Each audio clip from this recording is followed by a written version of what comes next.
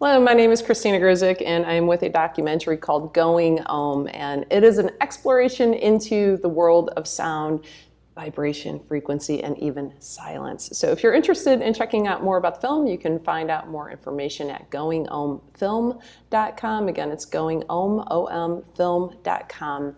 And because those topics are so important, we have decided to continue the conversations about them with different people, how they are using them, and why that matters. And today, I am so excited that I've got a really special guest here with me. I'm pretty sure that if you took all of my favorite things and combined them, that is part of his life experience on this current journey. So he is not only an author, he is an Egyptologist, he's an independent academic, he's a historian, he's got a background in language, he's interested in consciousness, he's lectured at Oxford and Cambridge, he's been on many TV shows, and here with me today, I've got David Elkington. So hello, David, welcome. Hi, Christina. Great to be here. So good to have you here. Yeah, there are so many things that we've already been talking for a bit before we started, but I mean, I could continue this conversation probably for the rest of, well, I guess we're on Friday, so maybe the whole week. But yeah, you're like the real life Indiana Jones in Raiders of the Lost Ark, and I even see the hat in the background. I'm like, oh yes, it is him. So, but yeah, I mean, so many of my favorite topics have been your journey, and I'm just so excited to get started on this path with you today. And I know your time's really valuable. I know time is valuable in general, but I know you've got a couple of projects going on, so I appreciate you carving out the time to be here very Oh, much you're really so. welcome. You're really welcome. I mean, you could say really it's a history of Babylon because you'll get to sit and listen, and I get to babble on and on and on. I don't know about that. Yeah, I don't know about that. I am thankful for anything that you're willing to share. So, and I know, words are so valuable. And I know in today's society, it's so interesting how they're just thrown out. And in the beginning, right, in the beginning, there was the Word, and the Word was God in the beginning. So it kind of alludes to the fact that maybe words and sound are very important to us. So I wanted to ask you, when it comes to words, how important is it to be thoughtful of the words that we are attaching to things within our awareness? It's a curious one, isn't it? Because actually, we are born for language. We are born to speak. We are born to hear and to listen. But how many of us actually do listen? And that's the curious nature of the sacred place, be it a church, cathedral, pyramid, temple, stupa, you name it.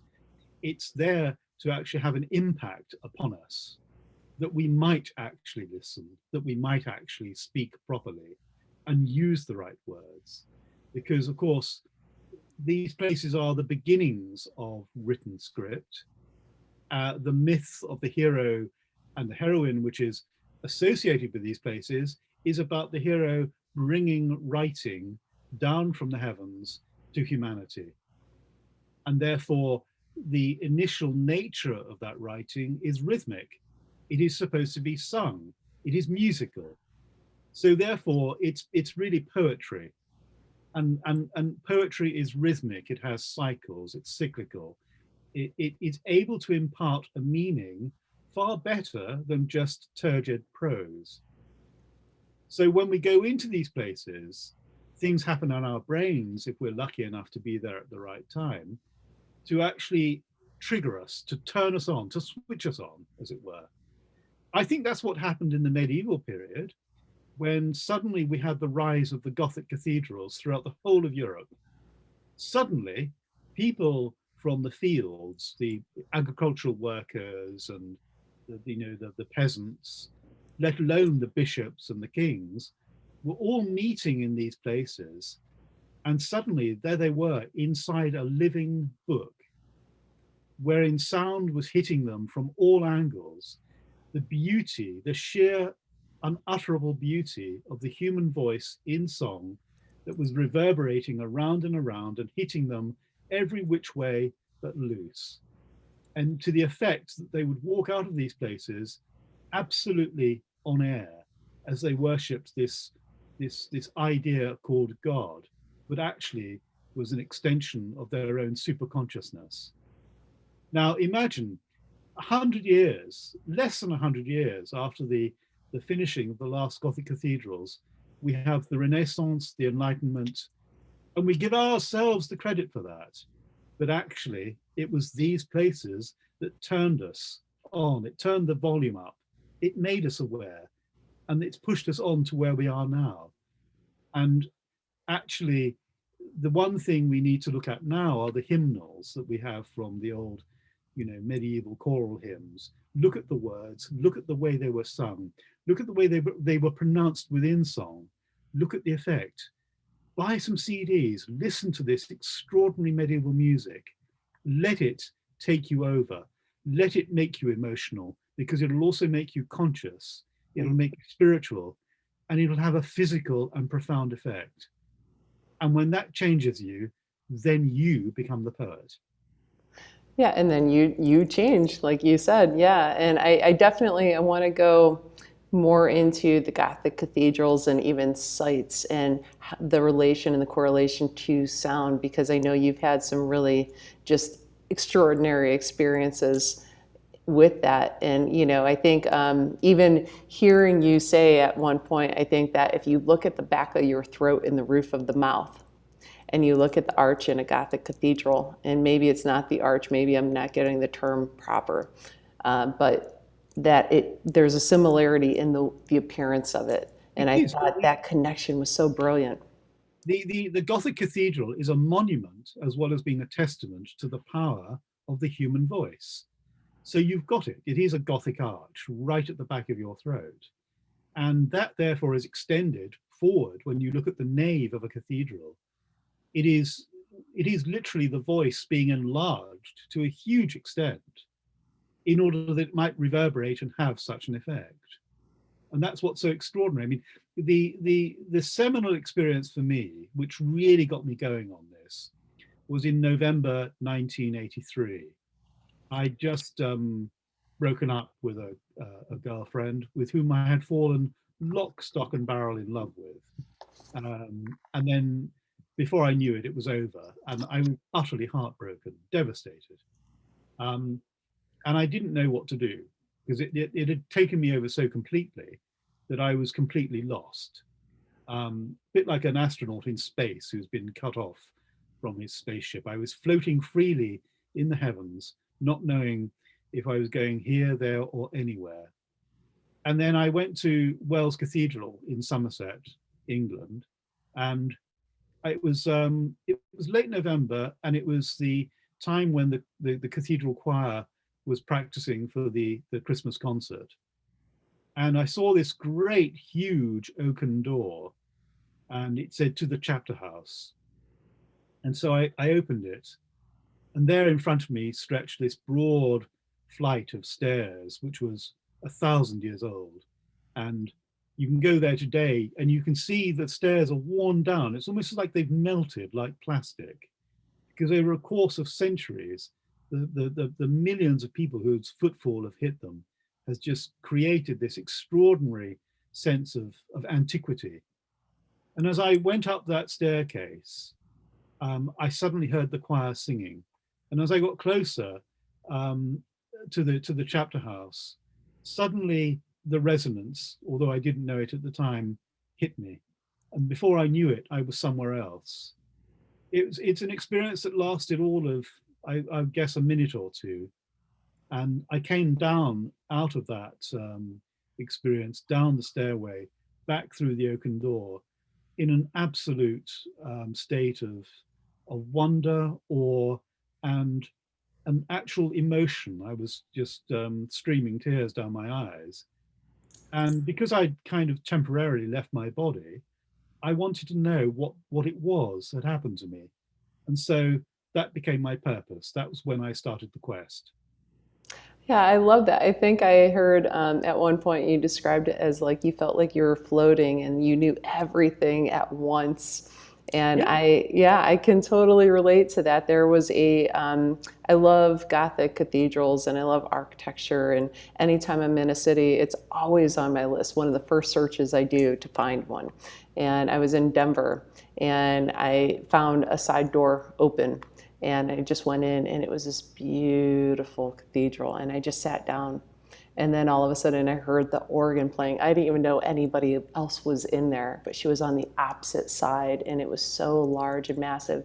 And I can't even tell you how much time passed. I have no idea. But it was like I was floating and just transported to a different place. It was like nothing existed and everything existed at once. So I love that that's how your journey began. And I can totally relate to that because it's funny because I'll have, different people that I'm traveling with, mostly for work, say, "Oh, well, I'll go with you," and I'm like, "That's okay," because it's not that I don't want their company, but I like the solitude of that moment because I can just fully be in it, if that makes sense. Yeah. So, and I love that's how your journey began. I think sometimes you need to have the silence around you so that you can absorb rather than actually give out. Because it's fascinating. I mean, the natural phenomenon of cathedrals is curious because you go around the European Gothic cathedrals and you'll see leaves and trees and bird life carved into the living stone. You go into a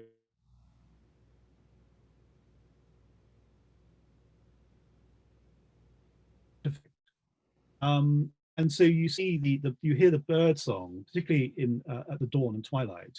It has an equally profound effect.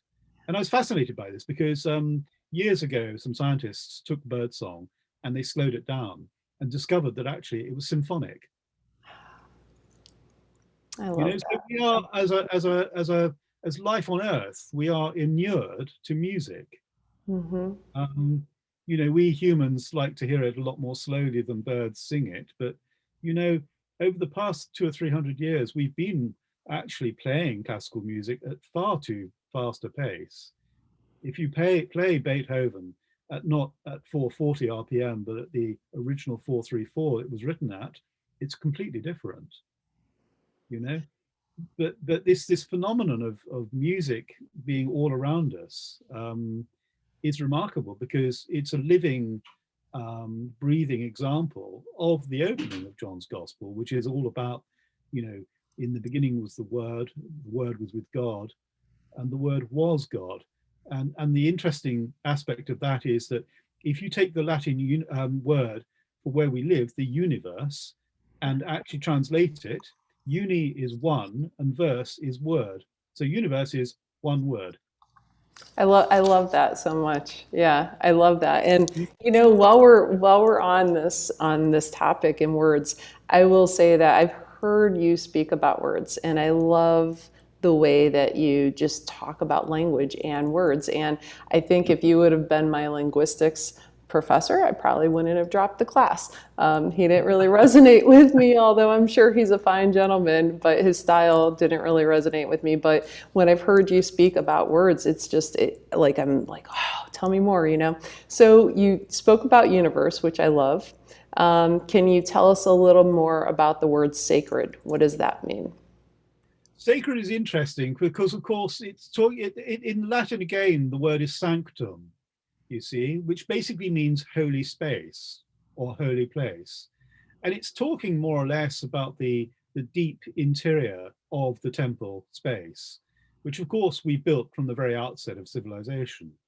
So of course, this is the place at which the resonance takes place, otherwise known as the temenos, which basically means the place of the beginning, you see.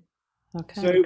So it's the outpouring of creation from within that space, Okay. which is given, to which the credit is given to this idea we call God. But of course, it's consciousness, it's the outpouring. But of course, whatever comes out also goes back in because it's reflected. You see? Yes. Yes. Yeah. Another thing you Totally might makes know as sense. well is that the Latin term for words is tresor, which in the French it's the same, trésor. But of course, we've translated that word as treasure. So next time you hold a dictionary, there is your treasure. Don't look for golden jewels, go and look for the meanings of words, because they are quite remarkable. And you can't get away from the idea of the sacred in using them. The word experience, we go to these places and we experience the sound of them, we experience the music of them. Experience is expirare, which means from out of the spirit. I love that. And what about the word spirit? Can you Well, speak that's on that? interesting. I mean, oddly enough, to go to these places is to be exhilarated. Okay, exhilaration is exhilare, which basically means out of laughter. Okay. You know? Hmm. And spirit, in ancient languages, particularly in Hebrew, Egyptian, Aramaic, and Greek, and oddly enough, Anglo-Saxon, the word spirit is cognate also with the words for wind or air. So what you're talking about is the initial divine movement. Mm. Okay. Okay. So in the beginning there is stillness, and then suddenly there's the word. So you have movement. So it's that whole mystery of everything coming out of nothing or no thing. No thing. Yes. Yes. It's very dramatic. I mean, we don't really have to go very far to see the meanings of things if we just look at the words we have in the dictionary very clearly. Today we have one word for one thing. We have a dictionary, which I think in the Oxford English Dictionary now is on volume 20. That's how many tens of thousands of words we have. But of course, go far back in history, and they had far fewer. So words had double, triple, sometimes quadruple meanings. And to my mind, in a sense, that's the miraculous thing, because when a word has more than one meaning, it means that you're making connections to other concepts within your ability to speak. So you have a wider concept of things. And Hmm. isn't it notable how today we are so limited in the way we think, because we follow a progressive path straight ahead, but we don't look left or right, you Yeah, know? yeah, yeah. And I think you also had said that when we assign a word to something, then it becomes personal. It becomes personal for us, and we can embrace it in that way too. So let me ask you, because I think so. I told you I do holistic health coaching, and I teach people a lot of times to, obviously we have to have words so we can communicate, right? Yeah, But to not get locked into the thought of the word that's all you can see, like you said, just forward, that direction forward. So what do you think, what would be a good way to use the words, embrace the words, enjoy the words, appreciate the words, without getting locked into the thought of it and missing the essence behind it? I think, first of all, to read more poetry, I think experience the medieval choral music of hymnal and chant. And it doesn't have to be Christian, it could be Jewish, it could be Buddhist, it could be Hindu, whatever. But go back to look at the way the words were sung, because the singing is what has given us today the pronunciation of these words. And I mean, you've just used a word yourself that expresses it all. You've used the word communication. And in that, we have the word commune. We Hmm. go to commune at these places. We go to absorb the words with the sounds, the very liturgies of these places. And we come out with that effect. And we commune by sharing the words. So we have to be, we must be careful about what we say to each other, because that is the moral code that we humans have built up. And if you are careful about it and you learn more, you read Shakespeare, you read good prose, eventually you become so much more enlightened in the use of words, and therefore the mannerisms and the manners involved in their usage. One becomes much more observant of somebody else's sense of space. You become much more gratified when people appreciate, just via a look, the fact that you've given them that space instead of having invaded it.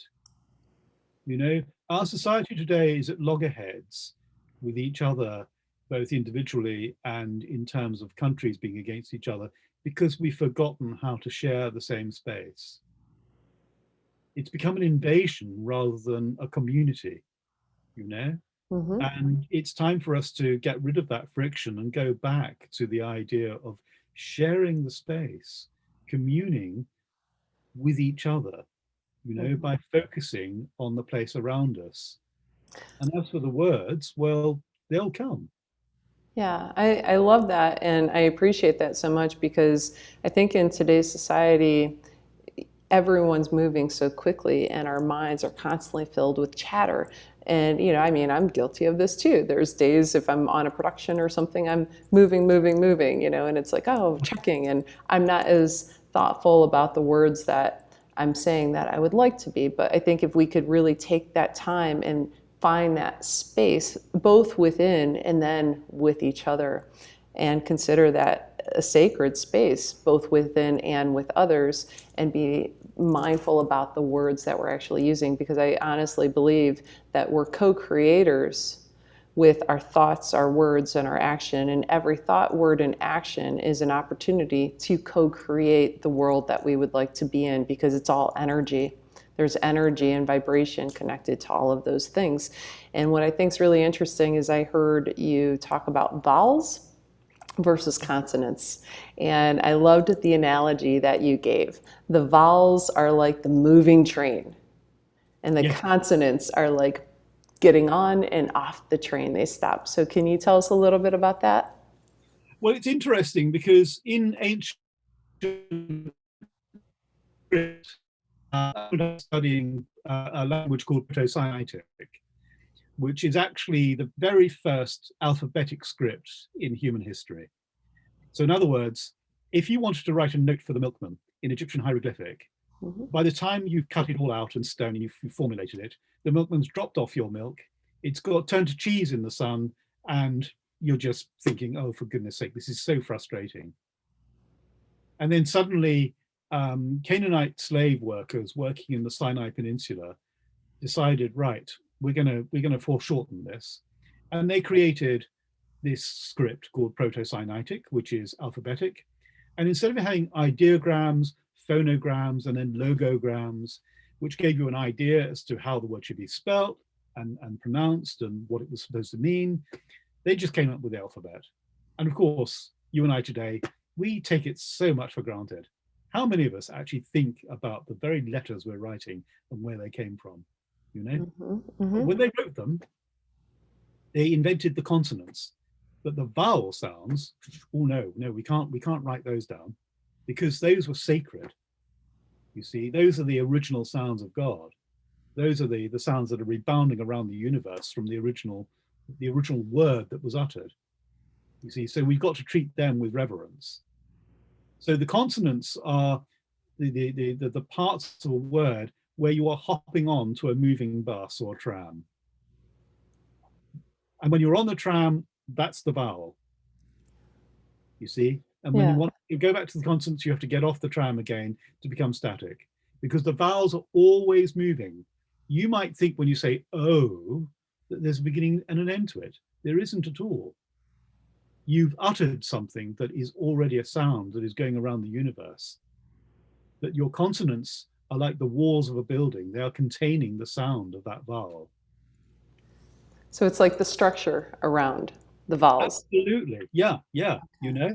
And that's what's so curious about it. And I find it fascinating, the way people pronounce things, the way that you go to different towns, cities, areas, the pronunciations are so different, the accents are amazing. But recently scientific research has shown that even animals, birds, also have the same accents, you know? So you can Mm-hmm. go from Texas to Los Angeles to Virginia, completely different ways of saying things, but they're using the same language, and you can go from England to Scotland, and again you have the same difference. It's quite remarkable, because we're prone to the natural idea of these things. We're prone to the climate, the geology of the places where we live. In the deserts, you have a very guttural sounding way of speaking. You know, Arabic's a very guttural language. And you know why? Because when we actually looked inside the internal organs of Pharaoh Ramesses III, we found about 2.5 pounds of sand, which eventually killed him. You're clearing, when you're speaking gutturally, you're clearing your throat of sand. You're Okay. clearing it of the airways. But you go to the extreme north to Iceland and places like that, and the words are spoken from the front of the mouth. Very That makes short. so much sense. That makes Yeah, so much sense. Yeah, I've never looked at it through that lens, yeah, but now that you're saying it, that makes so much sense. yeah. So because you don't want to lose Huh. body heat, you've got to be very careful. Keep your mouth shut because you'll lose body heat. Body heat Yeah. in ice bound territories is terribly important. You know, so you wrap up warm, you put a hat on, and you keep your mouth shut. You don't say too Hmm. much. Icelandic poetry is famous for being short. Well, yeah, you don't want to freeze, for sure. you know. So Yeah. it's curious. You know, I love that about language. It fascinates me. Yeah, I mean, that's a really interesting point for sure. So let me ask you, in terms of intent, how important is intent when you're saying something? I think that was proven by Masaru Emoto in a series of books about 15, 20 years ago called The Shape of Water, in which you threw various emotional intentions against the water, which when frozen took a particular form. And it was quite the most staggering work as far as I'm concerned, because the anger produced really the love produced quite the opposite, which is really, really remarkable. And I think that speaks volumes for language per se. I think it says everything. In my book, I quoted the Enuma Elish, which is the Babylonian creation legend. And in the beginning, it says Enuma Elish la Nabu Shamanu, which is the beginning of the Mesopotamian story of creation. And the whole line, when translated, is when on high the heavens were not yet named. Mm. So the shaman, he co creates with God by naming things, by giving names. Now, this was proven to be intentional. And a very good example of this is the Nazis during the Second World War, when they gave their victims, their poor victims, numbers to replace their names. It was an act of intent to dehumanize them, you know? Hmm. Hmm. And these people showed in many cases that you could not break the human spirit. Though many gave in, many perished for the cause. But the fact of the matter is, that shows you the nature of intention in words and in creation. Yeah, because like you had said, it no longer you're desensitized to it. It's not personal to you. I think even in negotiations, with a hostage or whatever, or someone that's been kidnapped, they always say the name, right? Because then it becomes a personal thing. It becomes a living, Absolutely. breathing thing. Yeah. Got to get to the core of the person to speak to them. And what you're doing in negotiating with them isn't showing your superiority or trying to get one over on them. You're Hmm. trying to reach the proper them, who they are. Hmm. Because generally, these are people who need to be talked to, not talked at. Yes. You know? Yes. And Yes. that way you build a bond with these people and they begin to understand, they begin to perceive, to realize, to wake up for the Hmm. first time, you know? And this is Hmm. what's so critical about the whole idea of the naming of things. To It's bring the them fact, back to themselves. Yeah. yes, absolutely. Yeah. We wake up to who we really are when we undergo the whole sound resonance aspect of things. And our language gives us our identity, not because it's been invented in language, but because language expresses what was already there. Hmm. Yeah, yeah, absolutely. That makes so much sense. You So don't, let you me, don't, you don't hear the birds singing 1, 2, 3, 4, 5 to the square of 59 to the power of 68. you don't see them, you don't hear them expressing it in pure mathematics as numbers. You hear them singing for their mates, for their lives, for sheer joy. You know, they have accents like us. I believe they have a sense of humor like us as well. Um, you know, they are singing because it's pure, undistorted sound as it truly is from the very eternal beginning, you know?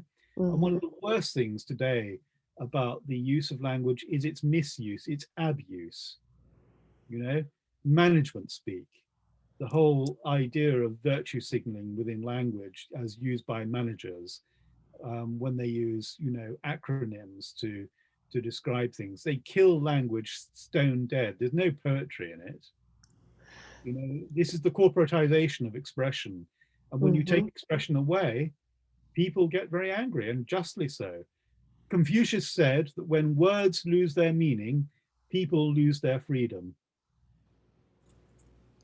True. So true, right? Yeah. Yeah. And what are your thoughts on like, so I know when these whole electronic signature pads came out in stores, I was like, oh my gosh, I don't like those at all, you know, because it's, you know, to me, when you put your name on a piece of paper, that should mean something. It should hold some kind of value, right? Or these, you know, the texting short term, you know, like taking everything like you were just describing, or the emojis. So how do you think that's going to impact us if it keeps going in that?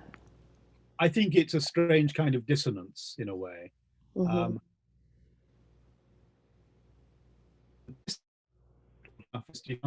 beginning of J.R.R. Tolkien's wonderful book called The Silmarillion, in which he describes the idea of creation as taken from other myths and legends that he has co-joined in this, what today is labeled as fantasy, but is actually based upon earlier mythologies of the Icelandic peoples and elsewhere. And the at the beginning, you have the music, the eternal music, and then the one, and this is the same in legends elsewhere, I hasten to add, the one then in the sound, in the music, creates, and then those other voices come into play as a harmony. So one becomes three because basically 1 plus 1 equals 2, Hmm. 2 plus 1 equals 3. Then it goes on. You get the creation. You get the Fibonacci spiral going outwards. And then what you have then is a kind of a harmonic pattern.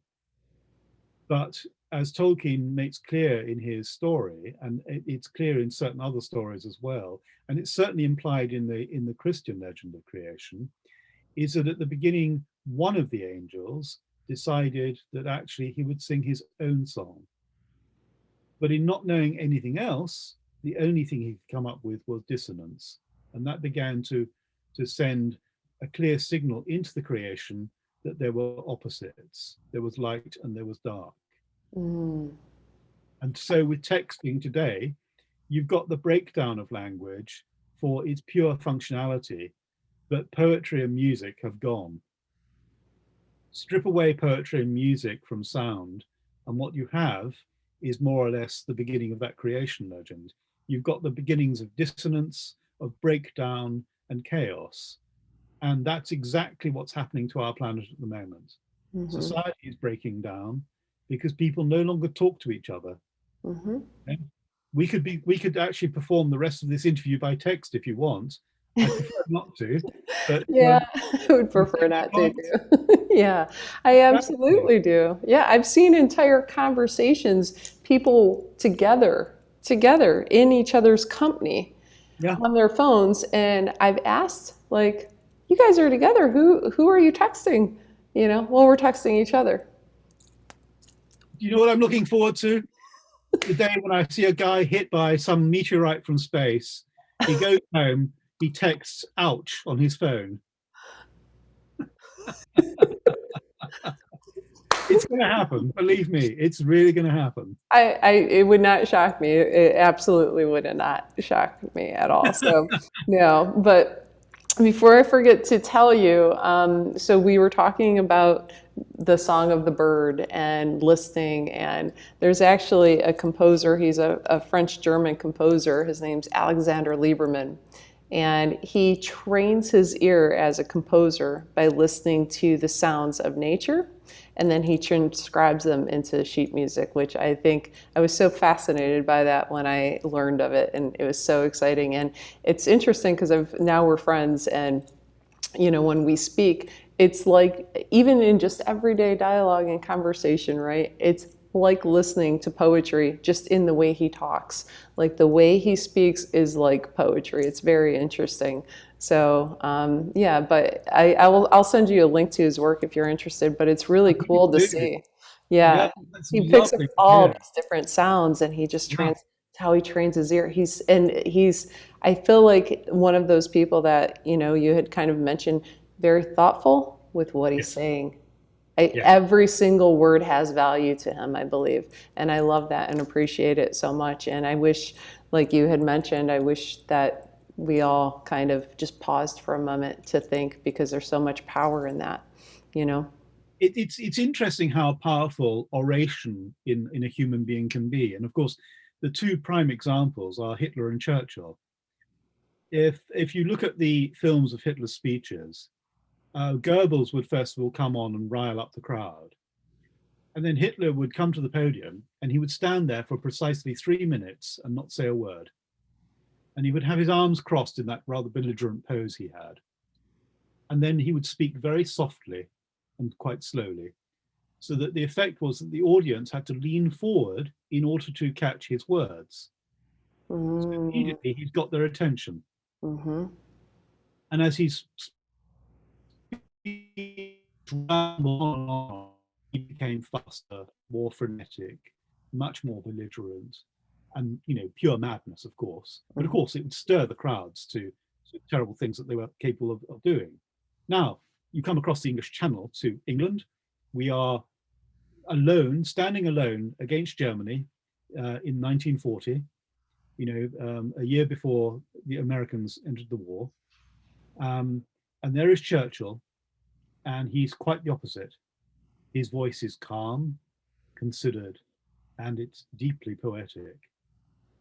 I have nothing to offer you but blood, toil, sweat, and tears, he says to the English people. You know, Mm-hmm.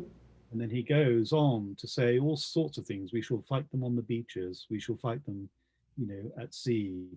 We will never surrender. The whole way it's said, it's so calmly, it's with certainty. It puts people at their ease. It gives them the morale boosting motivation to stand firm against tyranny. And it's not without, you know, um, reason that the American presidents generally have really admired Churchill for that skill. Read his work, you listen to his language, regardless of what your views are on his political opinions, it's the way he spoke, the way he said them. It had such a profound effect. Mm-hmm. And this is the issue. You see that with dictators all over the world, the language they use. Yet the man of peace, you'll see he's using poetry to calm troubled waters. And it's deeply fascinating. Yes, if I were on any kind of ship or boat and we were going into a storm, that is the person that I would want to hear. The person with very calm, steady delivery. you Yes, know, yes, yes, telling yeah, we may be in trouble, but we're going to get through it. Everything will be okay. I think maybe that person. I mean, if it was Morgan Freeman, he could probably say anything in the way he delivers words. There's something so calming and soothing about his voice to me that I really tune into it. And so it's not so much the words he's saying, it's the sound of his voice for me. But then there's other people, it's the words they say, and I hear certain words and they either really make my heart smile or they turn my stomach. That's the impact that they have for absolutely. me I, personally. I think you've given an excellent example with Morgan Freeman because, of course, he is exactly that. He's the equal of Churchill in many ways with the way in which he is able to enunciate his words. and actually deliver them in a way that seems cool, calm, and considered. And that's what's so terribly interesting. Um, in I'm Anglo-Irish, and we have a big sense of humour. And it's great. I was actually with my grandfather as a young man in Ireland, traveling around Southern Ireland with him for a few days, and we were in a bed and breakfast in the middle of rural Ireland, and I was standing on the doorstep, and the sky was grey, and you had that kind of rain that was like desert sand that was floating with the wind in the air. And I was ruining the weather because it's always raining in the British Isles, and I saw this umbrella bobbing past the hedge. And as it went past the gate, it said, "Top of the morning to you." And I said, "Yes, awful shame about the weather, what?" And as quick as a flash, the guy turned around and said, to be sure, we're thinking of roofing the sky." And I was just in awe because I was kind of stood there waiting for the scaffolding to go up. And I was in awe of this quick-wittedness, this idea of he's used words to convey something so fantastic, at the same time made me see the truth in what I've just said, because two ideas or two contradictions or an argument, they overlap. And in the point where there's an overlapping, that's where the humor is. Because it's the truth. It's actually points out to you what is so obvious. And sound is just like that. Mm-hmm. I love that. I love that. I will probably ask you about it later and send you a message saying, what was that again? Yeah, because I'm definitely using that at some point.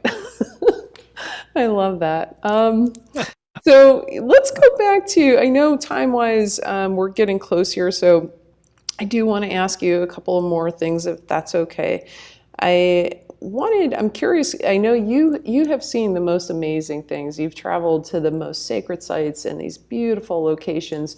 So, we've talked about the sound and the connection of the sacred space and sound a little bit. So maybe we can talk a little bit more about that. And then I'm also curious about how important it is where these are built, like the actual location, like the ground that they're on. Does that matter? Is that important where these locations are built? Like, for example, a lot of people will go to Sedona, Arizona, and they're seeking out the vortexes. They say that the energy feels differently. So in regard to these sacred spaces with the sound aspect to it, how important is the location that they're sitting on? First thing I looked into when I started the quest was why? Why here? Um, because obviously the building had to be sited where it was with a particular purpose. So what was the medieval mind thinking when it put the cathedral there on the Somerset levels? Why were churches sited on hills, sometimes slightly out of their villages? Why do we have cathedrals where they are? Why were the pyramids built where they were? The answer is a long one. It's a multiple answer because I think there are a number of factors that are involved. One, I think, is that ancient humanity was very skilled at dowsing. Today you see that dowsers, it can't really be explained by science, but it does work. You can divine for water using two hazel rods, and you can do it quite successfully. I know a chap who found a long lost wedding ring using dowsing, and he said he'd never expected it to happen.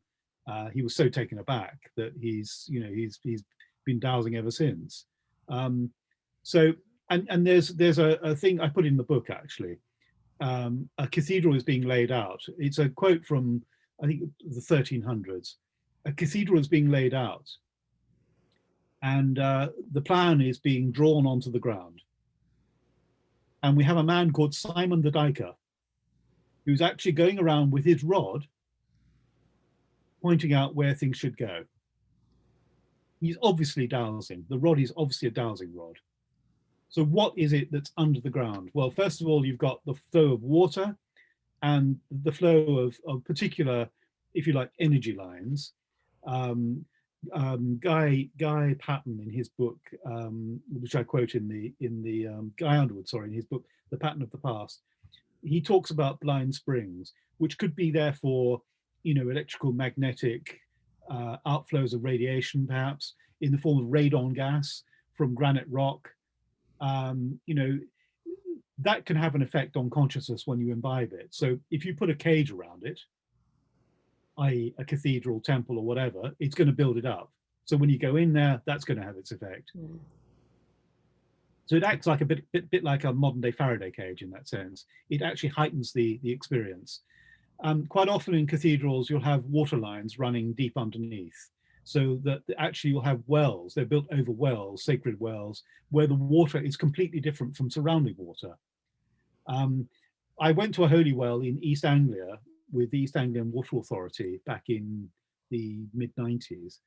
And we tested tap water from a local house, river water, and the holy well water from the local church. We introduced a bacterium into all three samples. It spread like mad in the tap water and the river water, but when we put it into the holy water, it died straight away. Mm. Okay, so holy wells really are holy. They contain something that the other types of water don't, and that's mostly radon gas. Okay, and if you see them on a dark winter's morning, you'll see the mist rising over them. Well, that's the radon gas doing that. Okay. So you've got those factors as well. Okay, so then it comes to the building of the cathedral and its effect upon us. Once they're constructed, they're used mostly granitic stone and limestone. Going back to 3000 BC, the great cairn at Newgrange in Ireland was constructed of layers of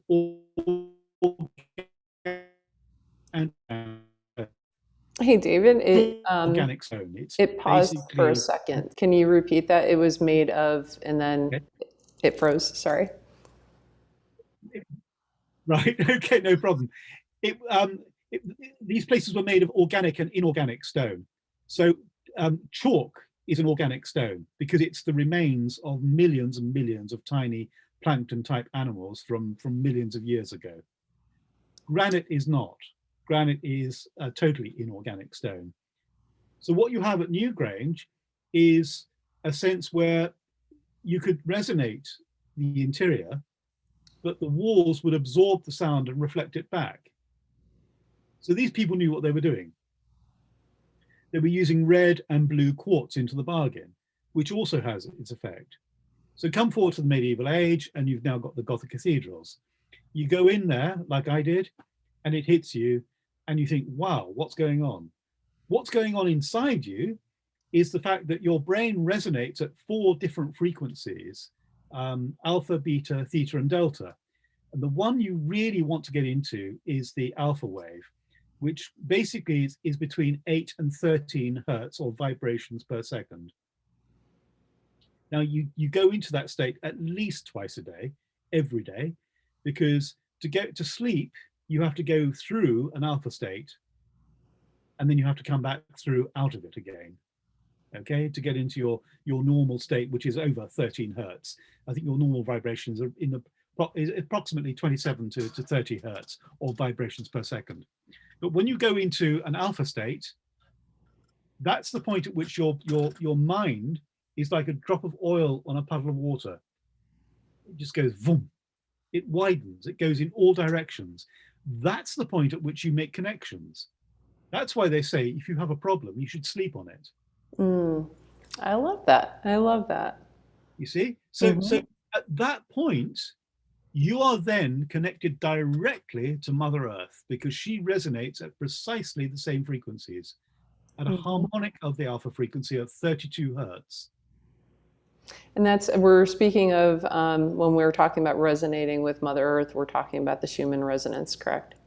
We are indeed, yes. Now, I mean, the Earth is struck like a bell, like a church bell, every day because of external cosmic waves coming from the outside, from the universe. It could be gamma ray bursts, it could be supernovae or whatever. But however, in response to being hit by these shock waves, she resonates at a frequency of 32 vibrations per second. When we key into that, we're keying into something much, much bigger than ourselves. So we're connecting with something so vast, not just with the earth, but with the universe itself. That's a phenomenal thought, isn't it?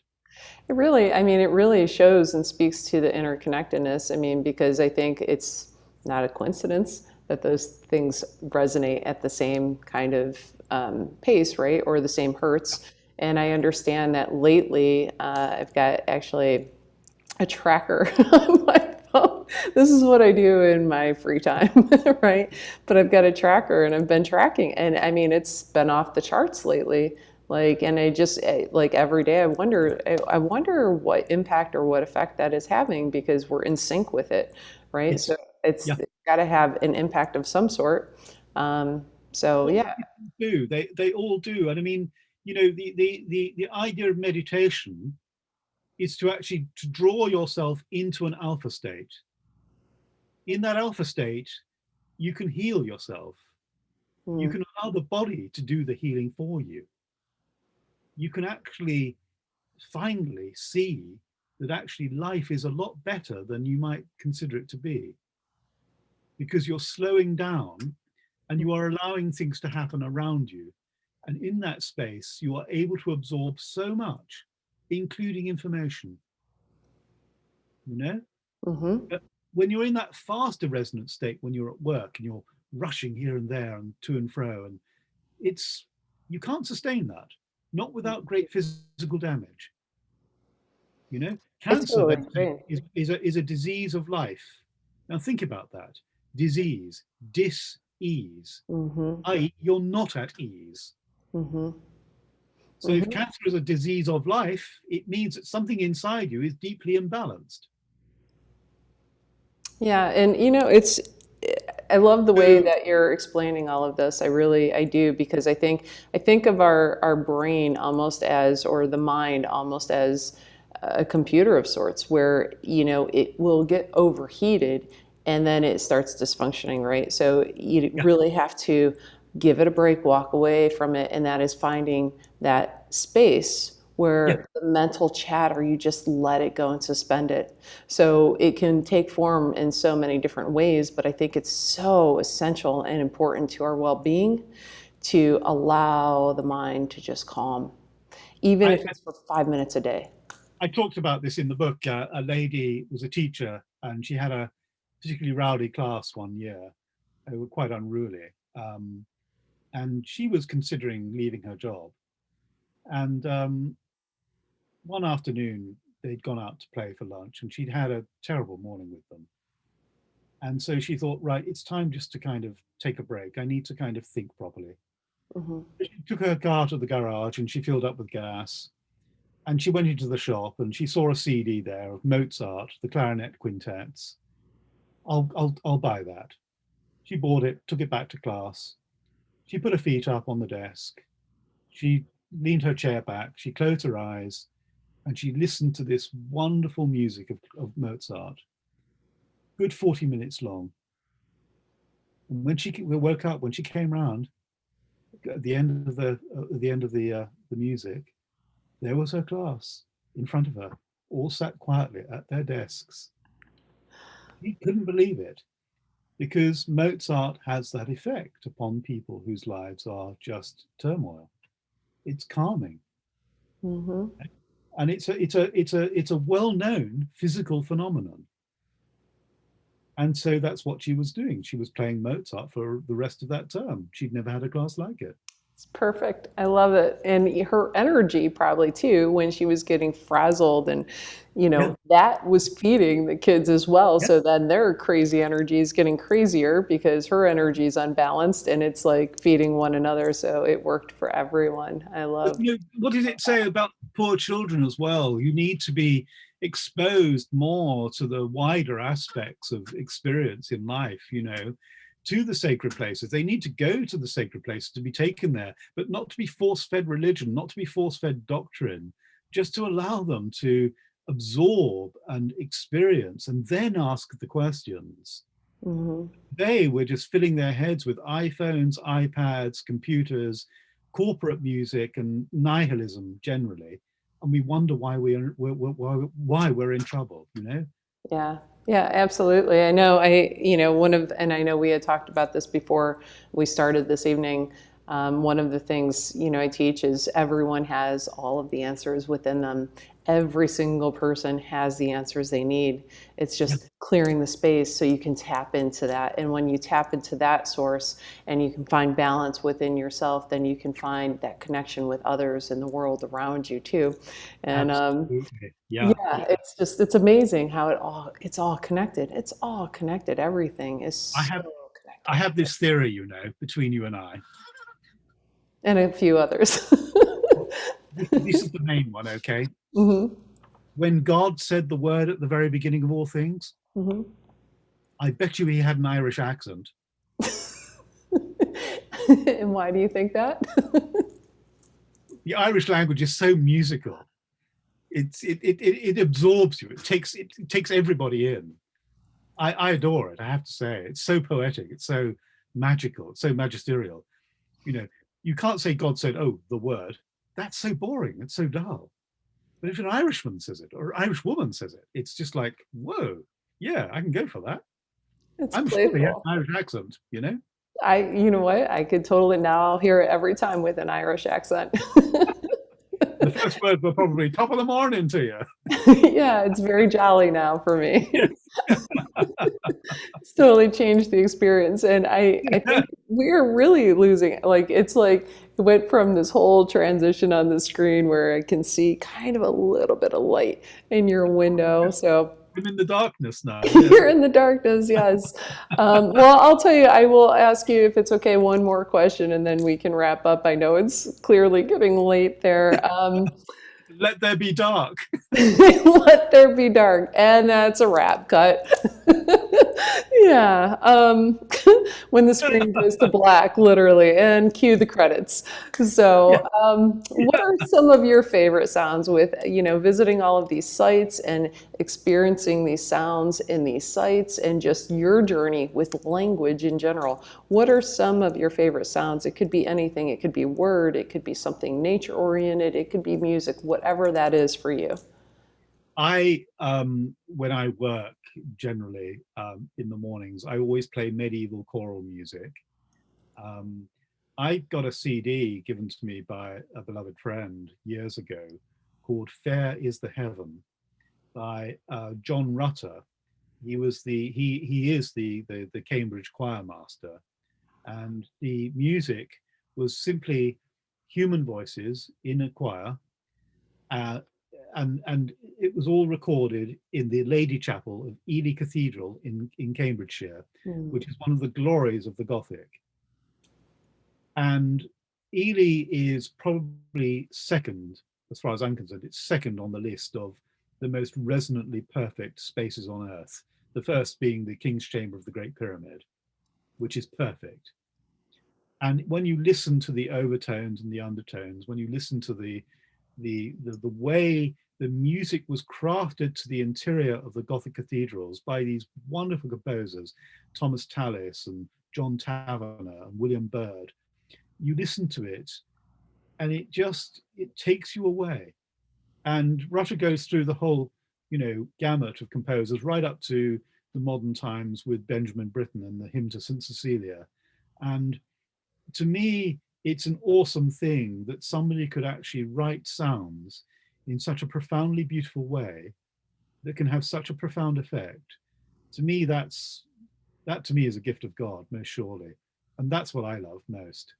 And the other thing I love as well is the song of the blackbird last thing in the evening when the sun's going down, when they sing a kind of elegiac song to say goodbye, that I'll see you in the morning. I love that. It's just quite wonderful. Sublime. Excellent. Thank you so much for sharing. I appreciate it. And David, where can people learn more about you? That's a really good question because I don't have a website at the moment, having to keep a low profile due to the project I'm working on at the moment. But if anybody would like to follow me up, they can either go and approach Inner Traditions, my publisher, for this particular book, or they can go to the Facebook page, The Jordan Codices, And there they can see the project I'm working on at the present time, about which I hope to make an announcement very soon. And as soon Okay. as I do get a website going, I will be in touch. Okay, and then I will include all of the information here in the description, and maybe that's a conversation for another time. I know there were so many other things, like I said, could have, talked to you for a much longer period of time. You're literally in the dark, so yeah. Get in touch anytime you like, and we'll continue the conversation. Thank you very much, David. Thank you for sharing your time, your energy, your knowledge, and I love the journey that we went on today. So I appreciate it. Thank You're you. really welcome, and I thoroughly enjoyed it. And thank you so much. Thank you. If you can see me, There's the hand. We can see you now. Yes. it's